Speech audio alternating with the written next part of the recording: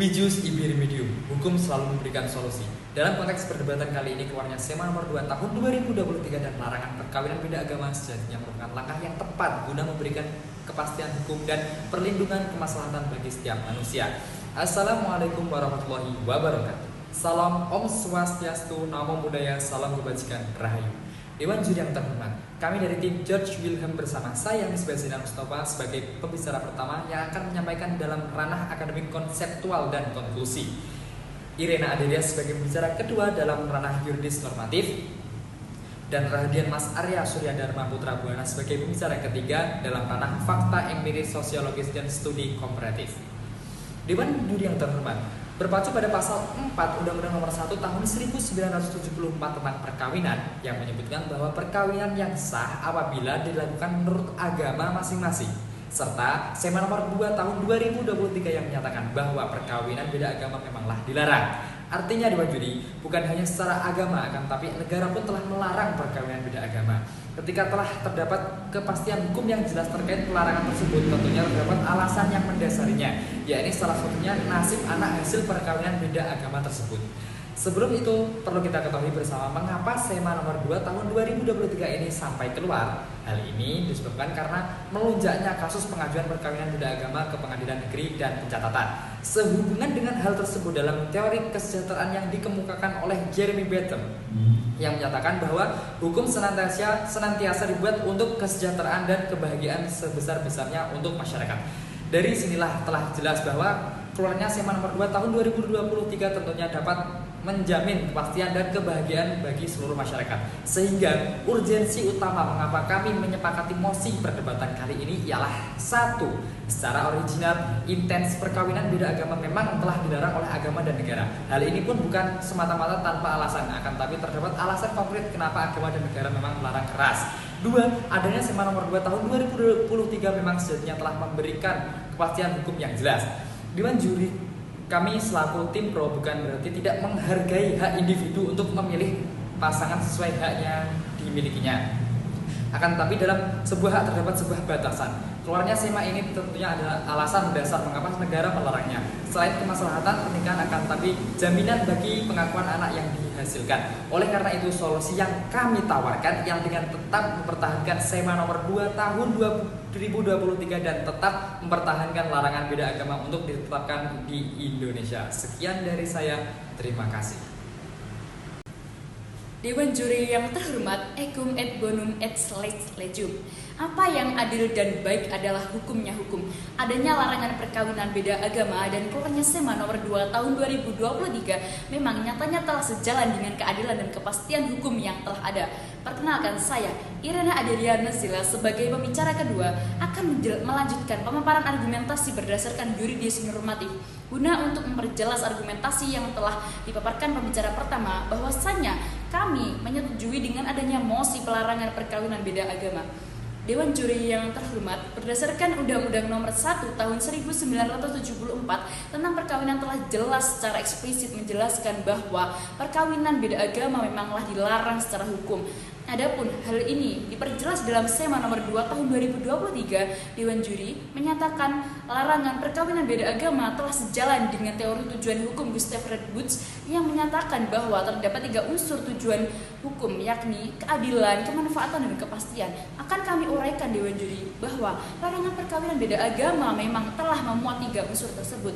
Apabila kita tinjau dari segi keadilan, yang mana dalam setiap agama di Indonesia memang dilarang keras terkait hal tersebut.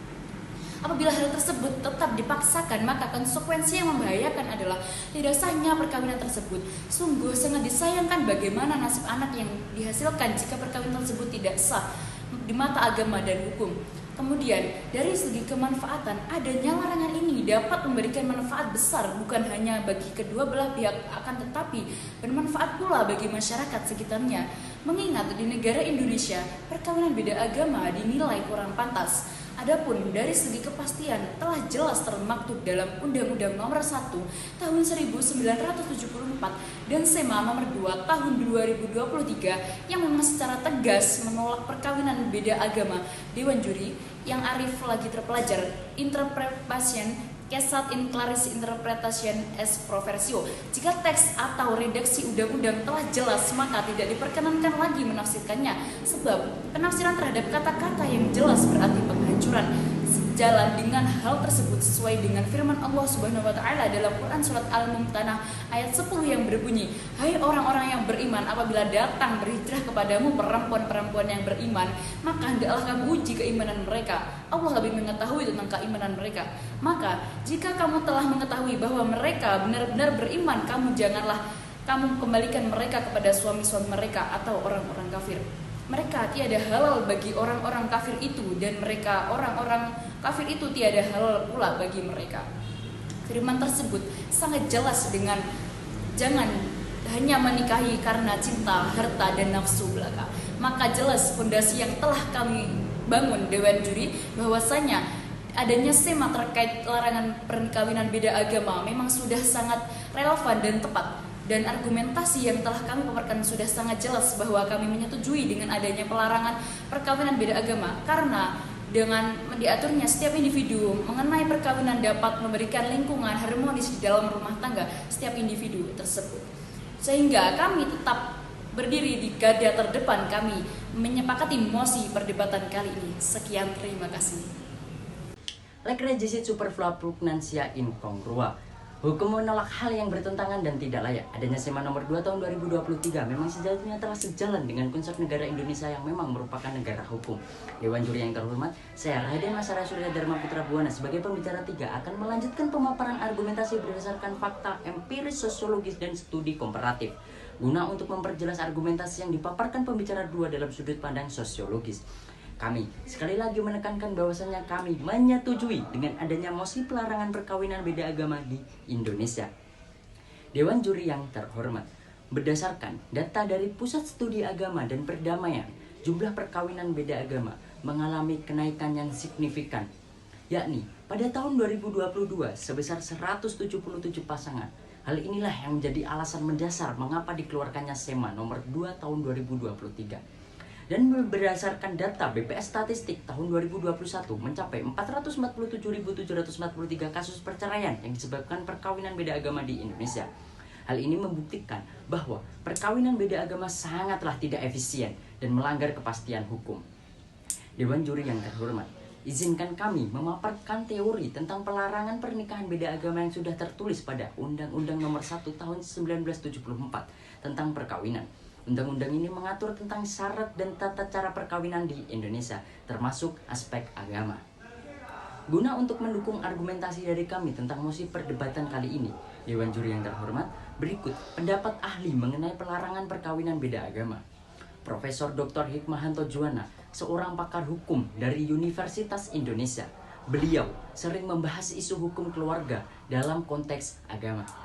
Beliau berpendapat bahwa pernikahan beda agama dapat menimbulkan konflik hukum yang kompleks, terutama dalam hal hak waris dan pengasuhan anak. Dewan Juri yang terhormat, pelarangan perkawinan beda agama bukan aturan yang hanya terjadi di Indonesia saja. Akan tetapi, ada beberapa negara yang sudah sangat jelas melarang setiap individunya melangsungkan perkawinan beda agama. Berikut adalah komparasi antara Indonesia dan beberapa negara yang melarang perkawinan beda agama. Yang pertama, negara Malaysia. Regulasi di negara Malaysia, Undang-Undang Keluarga Islam melarang wanita muslim menikahi pria non-muslim. Sedangkan pria muslim dapat menikahi wanita non-muslim dengan syarat tertentu. Implikasi sosial negara Malaysia, ketidakadilan gender sangat terasa, di mana wanita memiliki lebih sedikit hak dalam hal pernikahan. Ada juga stigma sosial yang kuat terhadap pernikahan beda agama. Alternatif negara Malaysia, seringkali pasangan harus menghadapi banyak tantangan untuk melangsungkan pernikahan. Yang kedua, negara Arab Saudi. Regulasi negara Arab Saudi, pernikahan antara muslim dan non-muslim dilarang, terutama bagi wanita muslim. Implikasi sosial negara Arab Saudi sangat ketat dalam hal norma dan hukum, dengan konsekuensi serius bagi mereka yang melanggar. Alternatif, tidak ada jalan yang jelas untuk menikah beda agama, dan pelanggaran dapat berakibat pada sanksi hukum atau sosial. Komparasi ini menunjukkan bahwa meskipun Indonesia tidak memiliki larangan eksplisit terhadap pernikahan beda agama, praktiknya tetap dibatasi dan dibebani stigma sosial. Di negara lain seperti Malaysia dan Arab Saudi, ada larangan hukum yang lebih tegas yang menciptakan tantangan yang lebih besar bagi pasangan beda agama. Di sebuah kasus, norma, budaya, dan agama memainkan peran kunci dalam bentuk pandangan masyarakat terhadap pernikahan beda agama. Dewan juri yang terhormat, dari paparan argumentasi dari kami sudah sangat jelas dan tegas bahwa setiap individu dilarang untuk melangsungkan pernikahan beda agama, yang dimana peraturan tersebut harus tetap dijalankan di negara Indonesia guna untuk menjaga keharmonisan dalam rumah tangga setiap individu. Solusi yang kami tawarkan ialah dengan tetap mempertahankan SEMA nomor 2 tahun 2023 dengan tetap mempertahankan larangan pernikahan beda agama untuk ditetapkan di Indonesia. Oleh karena itu, jelas bahwa dasar yang telah kami tetapkan Dewan Juri menunjukkan bahwa SEMA mengenai larangan pernikahan antar agama sangat sesuai dan relevan.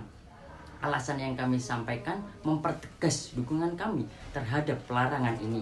Dengan adanya peraturan tentang pernikahan untuk setiap individu, dapat tercipta suasana yang harmonis dalam kehidupan berkeluarga.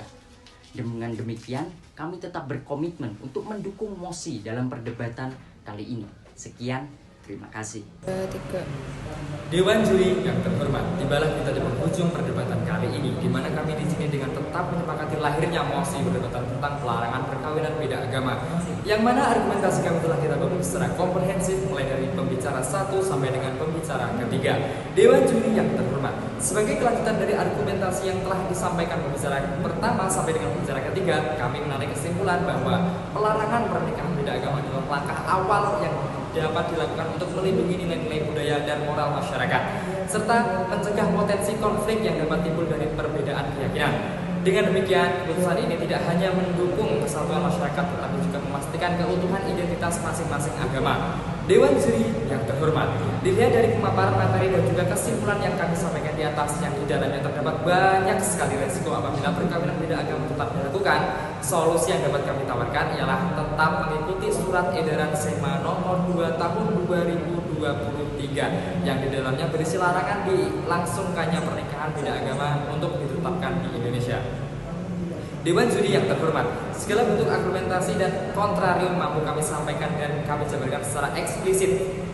Come et sunt testimonia rerum, with opus et verbis. Saat bukti dan fakta-fakta ada, apa gunanya kata-kata? Sekian dari kami ucapkan terima kasih.